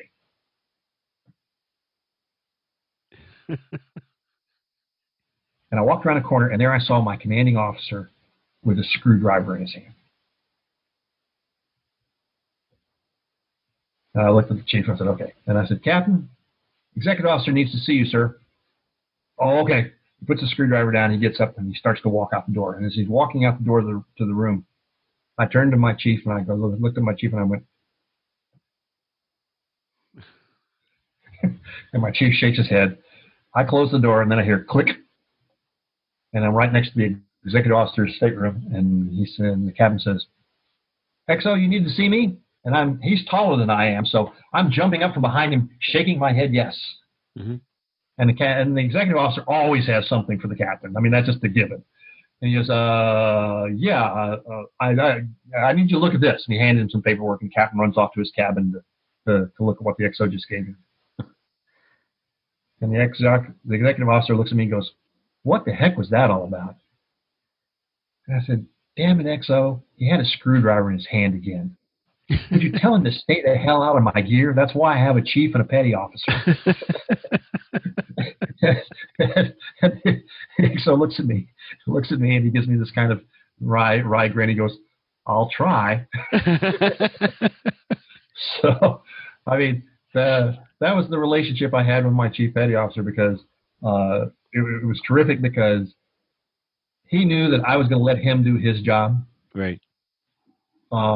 And he knew that if he needed something, I would do whatever I could do to help him do his job.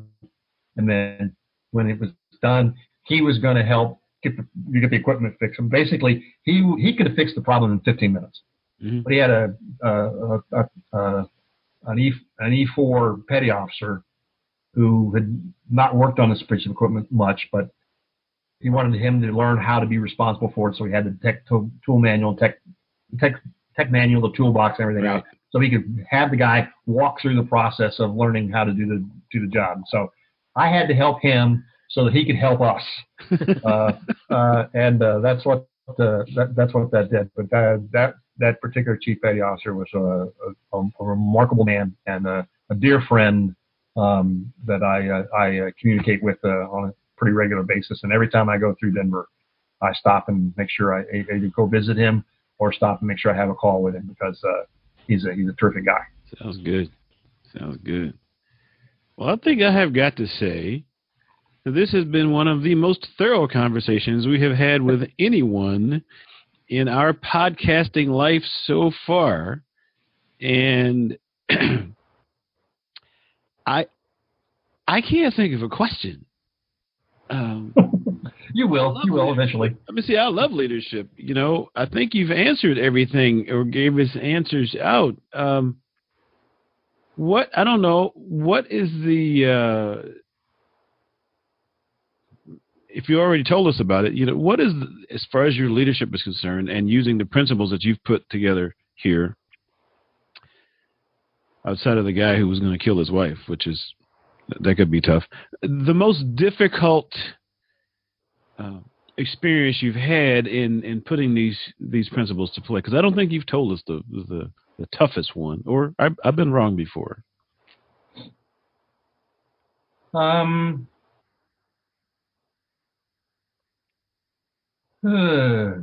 Picking out the toughest one. I never really thought about that in terms of what was the toughest. All right.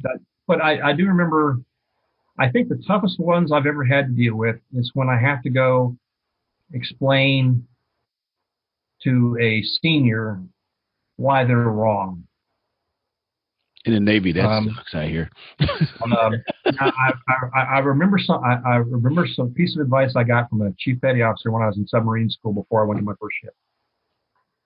And he was coming in to talk to us about how, what's called the goat locker, the chief's the chief petty officer's mess, how they deal with and what they look for in their officers.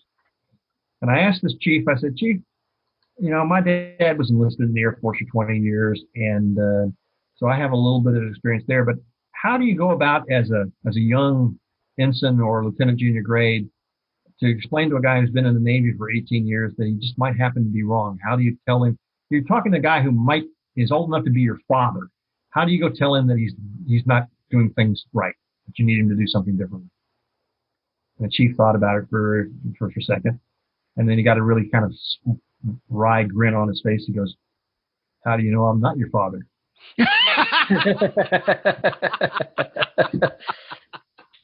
So that taught me something because he deflected the question from being something deadly serious or very uncomfortable into something a little more funny.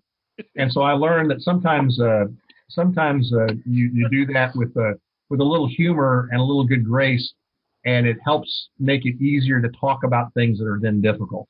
Oh. And I learned that lesson with my executive officer one day. I went to, at the end of the day, every day, you'd go to the executive officer when you're ready to go home, time to go home, and say when you're reporting, right? You say, exec, I'm heading out now.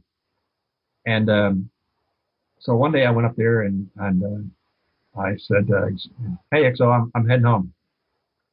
And he turned to me, he looked at me, he said, "Oh, you got everything done already?" And I said, "No." He said, "Well, why are you going home?" And I said, "Because there aren't enough hours in the day to do everything that needs to be done." I said, "So I prioritize the things that need to be done, and I take care of all the big things, and then the things that can wait until tomorrow, those go on tomorrow's list." And he says, "Well, I have this line of duty investigation I need done, so I need you to stay another hour or two to help me with this line of duty investigation for some things being done." At this point, I was like one of the most senior division officers on the ship. Mm-hmm. And I said, "XO, why don't you get, this guy or that guy or the other guy to do this thing?" He goes, "Oh, well, they're too busy." I said, "XO, why are they busy?" And he says, "What do you mean?" I said, "They're busy because they haven't learned how to do the most important things, and they're being consumed by all the trivial things. That's why they don't have time to do things like line of duty investigations for you." I says, "When are you going to stop rewarding them for being inefficient?" And he looked at me and he goes, "You're right, but I really need this." I said, "Okay, so I'll stay." And I stayed an extra hour and a half working on the project for him. And then the next day when it was all done, he said, "I really appreciate you doing this for me. I was really in a tight bind. I appreciate you doing that." He said, "But you're right. You have more collateral duties and a bigger responsibility in your division than all those other guys have. It's time they started picking up more of the load." And I said, "Thank you, XO." I said, "If you want to relieve me of the 6 different collateral duties I have, like I was the ship movie officer, the welfare and rec officer, the human resources officer, several other duties I had that were beyond my actual duty by my position." He started shifting those away to other people so that they would learn that they had to manage their time, and they couldn't do everything. They had to work on what was most important. That was a lesson I learned there, which was that perfection is the enemy of progress. You expect everything, you don't get most of what you could have had. So I may have to learn that one myself. it's a hard one. Again. It's hard. It's not easy because oftentimes the the distraction things are easier and more fun to do than the hard things, than the important things. And so you got to work around that as you can. But that was an important piece for me, was learning how to use a little bit of humility and humor when you have to go to the seniors and explain to them why they're wrong, because they often don't like that. They think, I'm in the position of leadership. I spent my 15 years getting here. Who the hell are you to tell me what to do? And the answer is, if you don't have the humility to ask that question of yourself and of others, if somebody in your outfit says, this is stupid, why are we doing it this way? If you don't have the humility to say, okay, if there's a better way to do it, let me know. I'm all ears. And sometimes they'll have a good idea and sometimes they won't.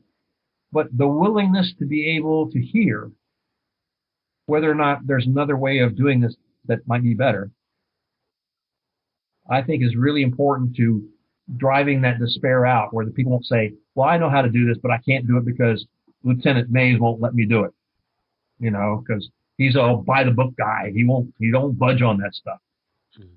And I don't, and I know people who are like that, who say, well, the book tells us everything we need to know. And when something needs to be changed with the book tells us how to change it.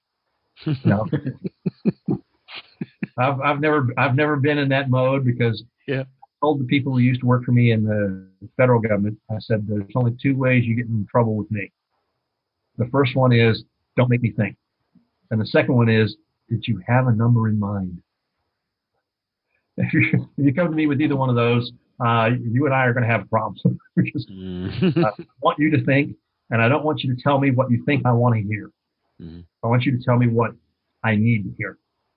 And that's hard to do, because the further up you get in terms of power and authority, the less likely you are to hear potentially what you need to hear from people below you, because they don't want to interrupt the apple cart and they're afraid of the power.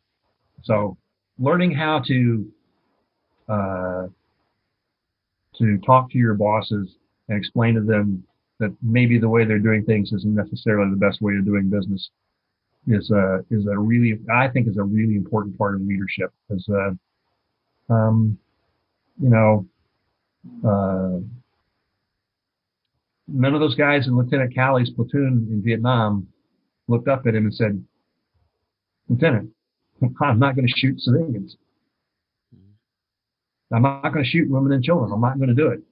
Nobody did. It took that helicopter pilot landing between them and telling the guys with the machine guns on the side of his helicopter, said, anybody makes a move towards those people, you shoot them.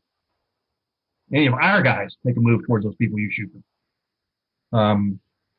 Sometimes, you know, it's a hard thing, and being open to hearing things from others, whether they're your bosses or whether they're your peers or whether they're your subordinates, I think is really important. And that's about self-awareness, and that's about the honesty part, seeing the world the way that it is, not just the way you want it to be. Because it's easy. I mean, if there's a book and there's instructions and I don't have to think, hey, I just, check mark, go down the line. But I believe you always have a responsibility to think, and you always have a responsibility you always have to accept responsibility for the actions, whether or not you were following the procedures or not. I think that's just beyond my comprehension to not do that. But that's just me. A lot of people who spend a lot of time just following the book, following the checkbook, following the rules, step one, step. I knew some of them. And all of us have been that person at one time or another. I don't want to think right now. I don't want to have to deal with something. If I just follow this checklist, everything will be fine. I'll just move on. Everybody has periods of just drifting into that, because it's an easy path to follow. It's the more well-trodden path, and so it's the easier one to follow. So as to not to belabor our English major there, who Robert Frost admonished us not to do that because I took the path less traveled, and it has made all the difference. Am I right, Josh? Yes, I guess sir. I'm going to have to finish that book. That was the poem of Robert Frost's poem of the It's like the path less traveled by. Absolutely. Traveled, yeah. Absolutely. So. Yeah. And it's that's that you get to make your choices. You know, my father used to tell me that life is like a game of poker.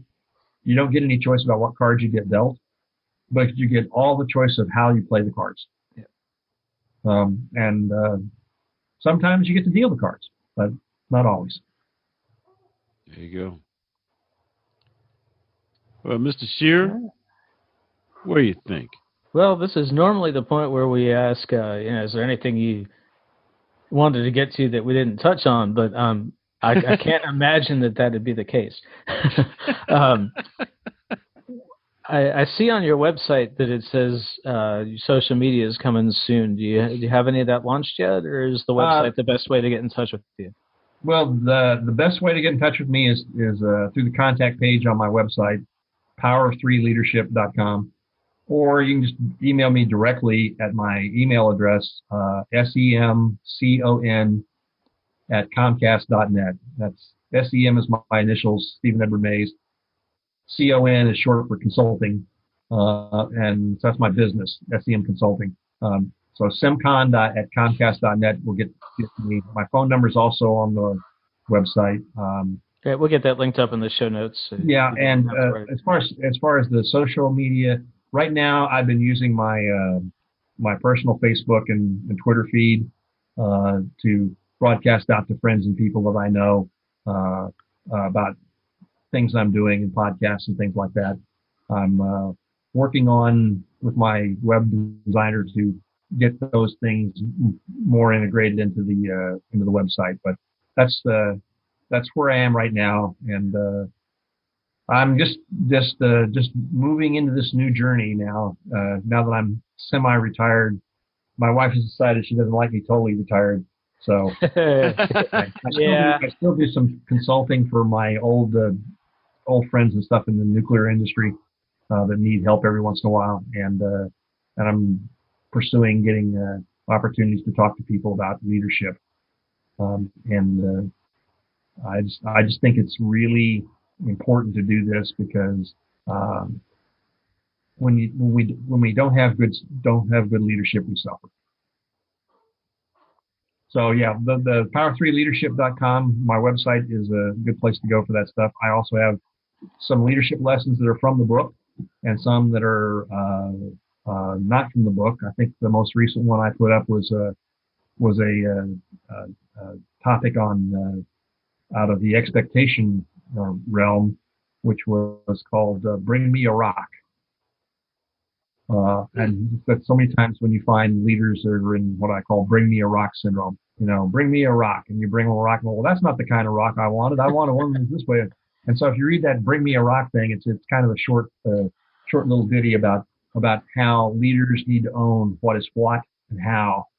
Because if they don't, then you just send people through iterations of over and over and over and over doing it again until finally people figure out what it is you really wanted and how you really wanted it delivered.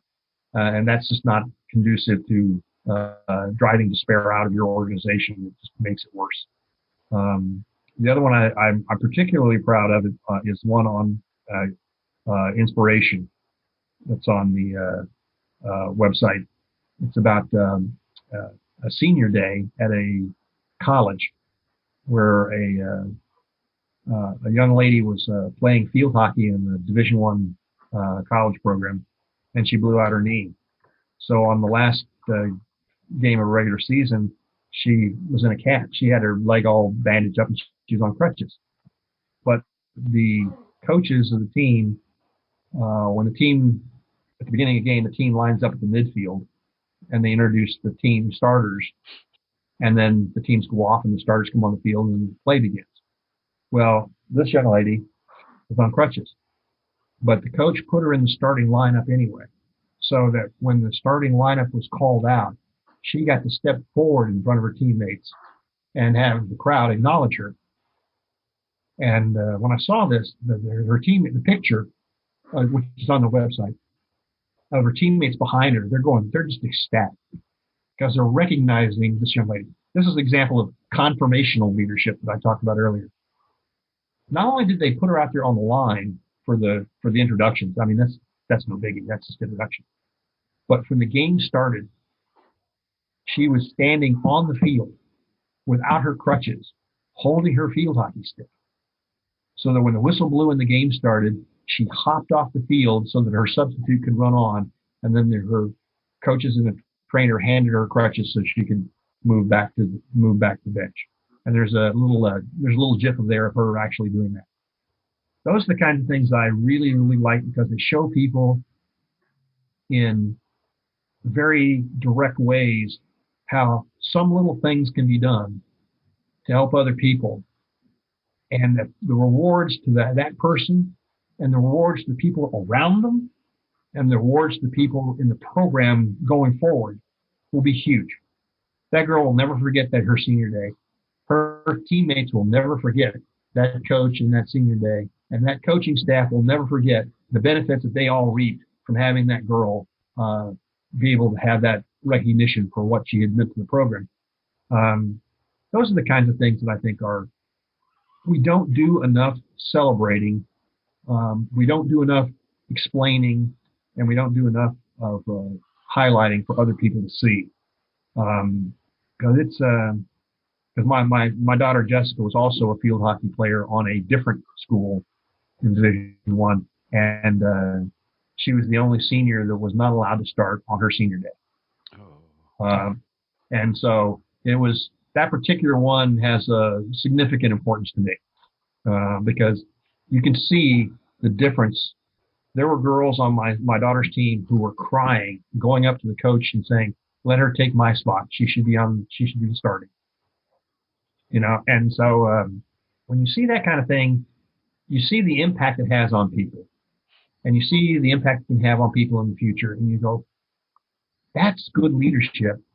That's the kind of thing I want to help people do because it matters. It mattered to Jessica. It mattered to that young lady at the other school. It mattered to all the people around them. Some of them positively, some of them not so positively. But those things are really important. So if you want to take a look at that, those are two that I happen to really like a lot. Awesome. Great. We'll make sure those get linked up also, so that people don't have to go search for them.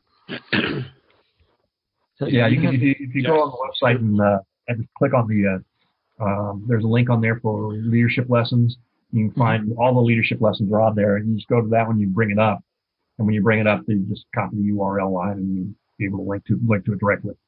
Great. Well, thank you so much for your time. You've been very generous in that department. Maybe a 2-podcast day. We will shoot you a link when this is up, probably about 2 weeks, I think we're looking at. Okay. And guys, if you feel the need to edit, cut, and leave some things out or do something like that, I will not be offended because I'm here doing this not only to help myself, which I want to do, but also because to help you with the work that you guys do. So whatever works best for you is what you should do. So don't feel obligated to me to make sure that everything we've talked about is in the podcast. I will not be offended if you pick and choose and leave any particular thing in or out. That's up to you. I trust you guys to do what's right for your clientele. Well, thank you. All right. So you have a wonderful rest of your day and enjoy the weekend. And you let your wife know that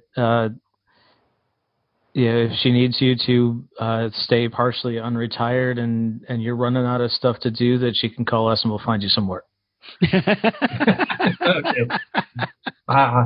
Whatever works best for you guys, that'll work. I have you'll see on the website, I don't know if you've noticed it or not, but I have a very interesting pricing scheme for my consulting services. My pricing scheme is you pay me to come to wherever you are, and that's all you pay me until after I'm done. Then after I'm done, you pay me what you think it was worth to you. Wow. I refuse Right. to set a price because depending on the circumstances and who I'm talking to and what their situation is, it may be of more or less value to them than other people for the exact same stuff. Mm-hmm. So I will only accept what the person I'm working for feels is value to them. I won't negotiate with them. I won't argue with them. I won't nitpick or anything else like that. My feeling is I'm here to provide a benefit to you, and your only obligation to me is to pay my way to do it. And then if I do it after I've done it, if you find it valuable to you, you can compensate me according to what the value is to you. Because I don't want 1 cent more than what the value is to you. Not a penny. You put a price on hugs because we need to know what to. No, I don't. I give away hugs all the time. I don't do. I have no problem with that. Certainly unusual. So yeah, cool. So that's the way I do. That's the way I do things. And I know there are people who are in the business of consulting who cringe when you say that because they think you should set a price and you should stick to it and not take anything less than what you think your stuff is worth. And I'm going like, I go back to the honesty thing. I don't know what my stuff is worth to you or to anybody else I'm talking to. I hope it's worth something to you because I believe it's important to me, and I hope I'm doing it to be of value to you. But for me to say I can tell in advance, no matter what situation is going on, how much value it should be to you, that would be arrogance, and I'm not going to do it. So I just can't bring myself to do that. Yeah. So we will bear that in mind.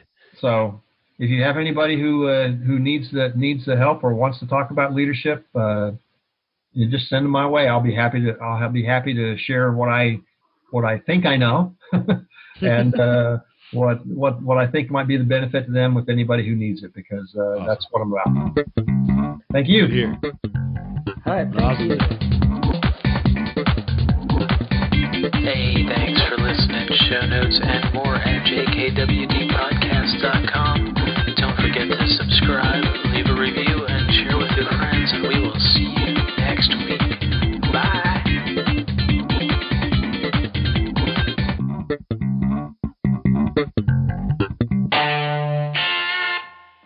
A Better Humanhood production.